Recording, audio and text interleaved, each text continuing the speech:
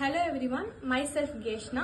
I am studying 10th standard in Maharshi Vidya Mandir Senior Secondary School in Polacheri branch. I am also doing a IIT School Connect program in Electronic Systems.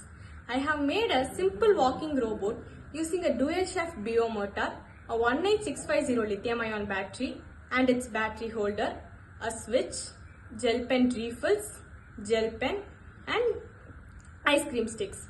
I would like to thank everyone who were very helpful me in doing this project successfully. I would also like to thank the course instructors who made me this journey a wonderful one. Thank you so much.